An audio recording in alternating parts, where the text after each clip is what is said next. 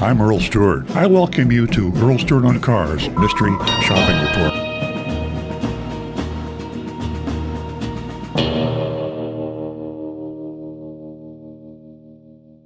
Toyota of Hollywood. Now I'll read in the first person as if I were Agent Lightning doing the shop. I arrived just after 9 a.m., entered the showroom, and was greeted by three women sitting near the front door. I was told that all the salespeople were currently helping other salespeople. It's a very busy store because I would guess Toyota Hollywood probably has 50 to 75 salespeople, maybe 100. As she spoke, the woman I was speaking to, a salesperson walked by sipping a cup of coffee. One of the greeters asked if he was with anyone, and the salesman smiled, asked me how he could help. I told him I was there to buy a car for my son for Christmas. He asked me what I had in mind, maybe a Corolla or a Camry. I said yes, and I told him I'd seen them online promotion for a 2022 inventory sellout. Now, we talked earlier about cars being in inventory, why people think there are a lot of cars in inventory. This headline in the advertisement was one of them, 2022 inventory sellout. Now, what does that give you an image of? A whole bunch of cars, a bunch of 2022s left over, slash, cut, reduce the prices, get rid of them at any cost. That's the advertisements, folks, and people believe it. If you go to the websites, as I said earlier, all the dealers are doing that. So you can't tell from advertisements if they have cars in stock or not. You have to go and say, can I buy that car? And the chances are you'll find out you can't. It's probably already been sold. Okay, I followed the salesman to his desk, showed him the ads I was talking about. The salesman looked at the ads and explained one was for used cars, okay? So the Toyota Hollywood is famous for that. They deliberately put a lot of current model cars in their rather large rental company, second largest car dealer in the world. They got a really big rental company. So they put a bunch of them in there. They title them, they call them Hollywood Rent-A-Cars, and then they advertise them for sale. What's a titled car? That's a used car. As soon as you title a car, it depreciates thousands of dollars, even if it doesn't have any miles on it. And these mostly do have miles on it. So once again, bait and switch, pure and simple. One was for used cars, and they have plenty of used cars, but they didn't have new cars.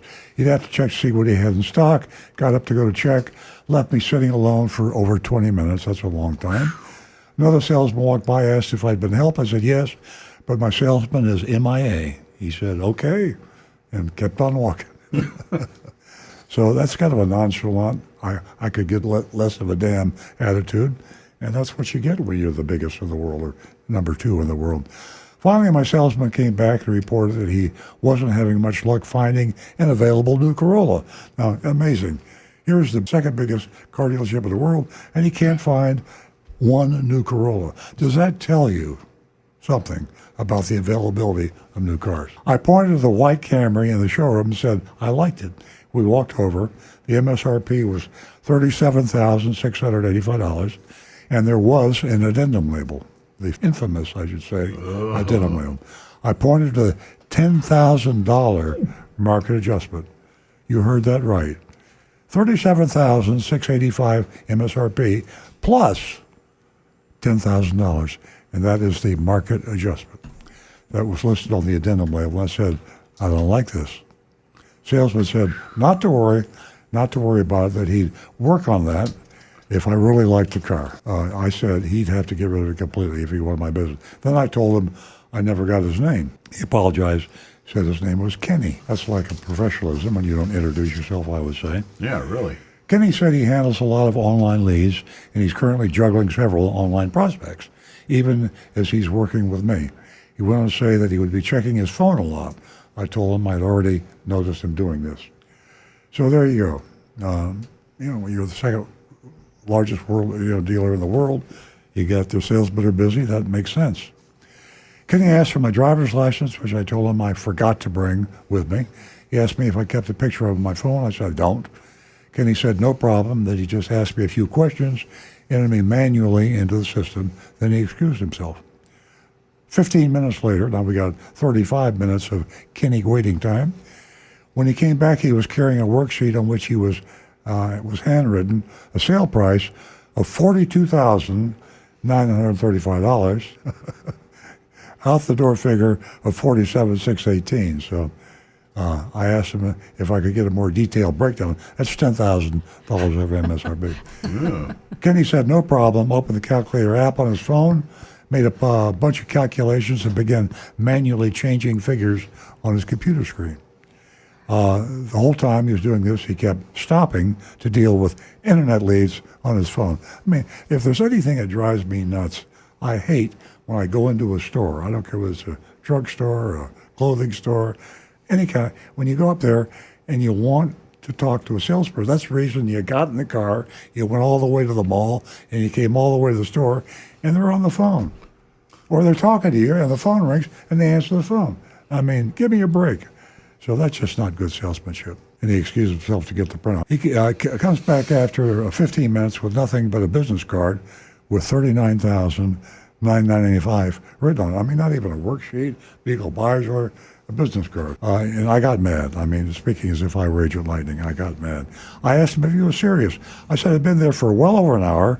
I hadn't been offered a test drive, nor had he showed me anything on the car, and I still don't have pricing or anything in writing.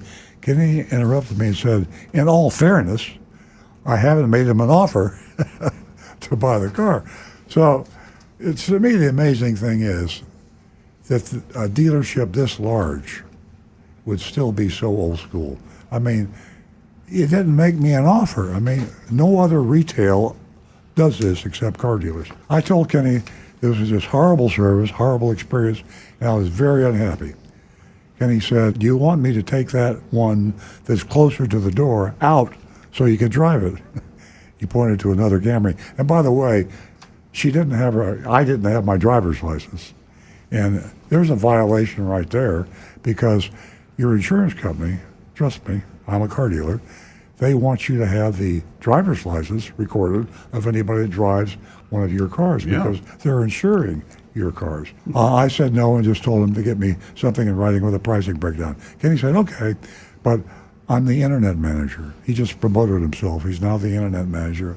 I'll have to switch you to an online lead. But he assured me I would still get the $39,995 sale price, which he felt was really fair, despite it being more than $2,000 over MSRP. So the price has come down from $10,000 over.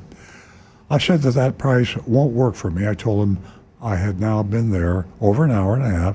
I still don't have anything real to look at. Once again, Kenny went to get another printout, playing the back and forth game, old school.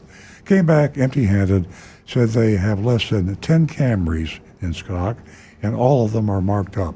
He said all dealerships were doing this, and that's almost true. I said I came in because their advertisements made it sound like they had tons of cars. And that's the whole thing. You can't advertise things that aren't true. You can't advertise that you got Toyotas coming out of your ears, and when you come in there, they're not. That's a lie. That's dishonest. That's unfair and deceptive advertising. The ad said you were getting truckloads of cars daily. Kenny said 80% of those orders are already sold. But they didn't put that in the ad. Yeah. They said in the ad, we have truckloads, multiple truckloads coming in daily. Clear implication, we got lots of cars to sell. They don't. He finally came back with a worksheet that looked like a buyer's order.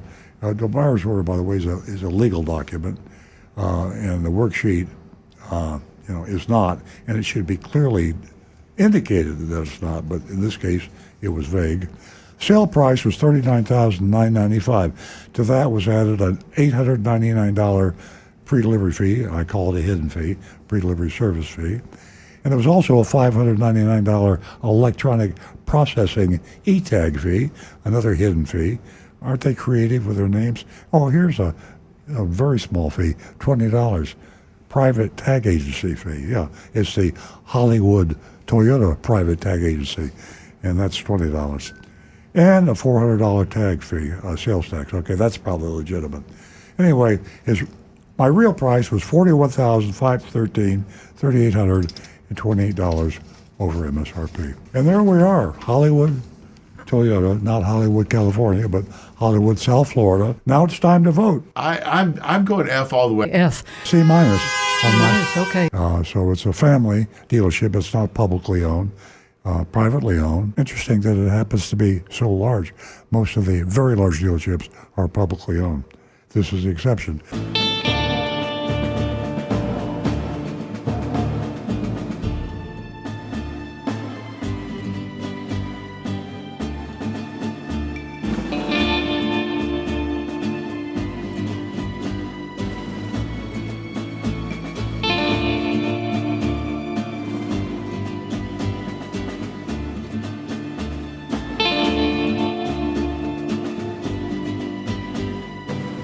Hi, this is Earl Stewart. Thank you for watching this video. If you would like to be notified of new videos that we post to our YouTube channel, simply click on the subscribe button and the bell icon in the lower right-hand side of the screen.